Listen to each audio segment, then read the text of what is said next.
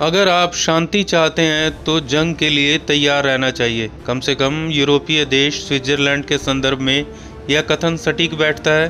पूरे विश्व की सरकारें आज स्विट्जरलैंड पर नज़र रखे हुए हैं। कारण है यहाँ तेजी से बन रहे परमाणु बंकर।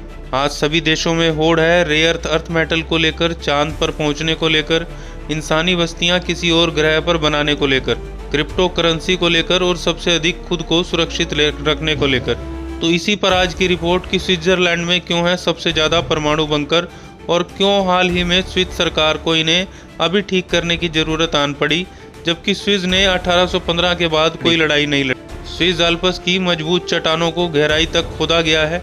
इनमें सैकड़ों परमाणु रोधी बंकरों के अलावा नागरिक और सैन्य सुरंगों का एक जाल बिछा हुआ है।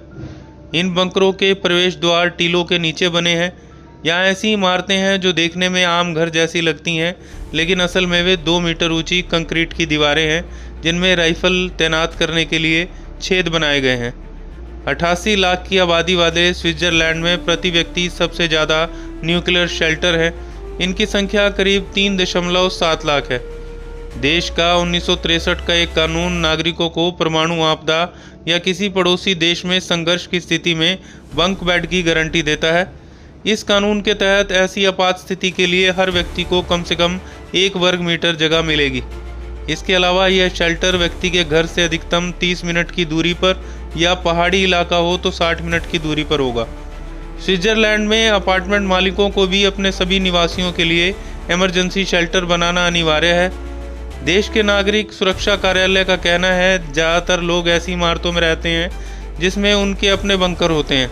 अगर किसी रिहायशी इमारत में इमरजेंसी शेल्टर नहीं है तो सार्वजनिक सुविधाएं उपलब्ध कराई जाती हैं। इन बंकरों को सशस्त्र संघर्षों की स्थिति में इस्तेमाल के लिए तैयार किया गया है। इन पर आधुनिक हथियारों का भी असर नहीं होता। ये परमाणु हथियारों के साथ साथ जैविक और रासायनिक हथियारों से भी सुरक्षा प्रदान कर सकते हैं। नागरिक सुरक्षा विभाग बताता है शेल्टर का बाहरी ढांचा प्रति वर्ग मीटर कम से कम 10 टन दबाव सहने की क्षमता रखता है। इसका मतलब है कि यह अपने ऊपर किसी भी इमारत के गिरने की स्थिति को भी झेल सकता है। उदाहरण के लिए भूकंप के बाद की स्थिति में ये शेल्टर अस्थायी घर के रूप में काम आ सकते हैं। इनमें लगे फिल्टर जैविक और रासायनिक हथियारों से भी सुरक्षा देते हैं क्योंकि ये दूषित हवा को बाहर साफ कर देते हैं। नागरिक सुरक्षा के उपनिदेशक कहते हैं कि संकट के समय में यह जानना जरूरी हो जाता है कि आम आदमी को किस जगह जाना है।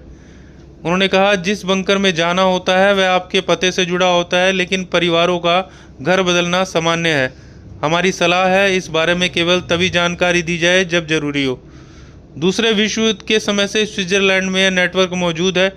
विश्व युद्ध के दौरान देश ने अपनी तटस्थ नीति बनाए रखी। 1815 से अब तक स्विस ने कोई भी युद्ध नहीं लड़ा है।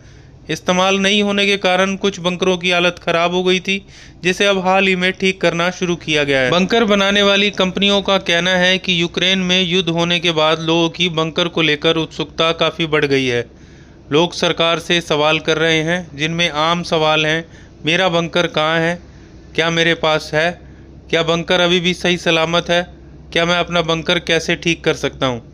तो क्या भारत में भी ऐसी कोई स्थिति आए तो आम आदमी निपटने के लिए तैयार है या है कोई तैयारी।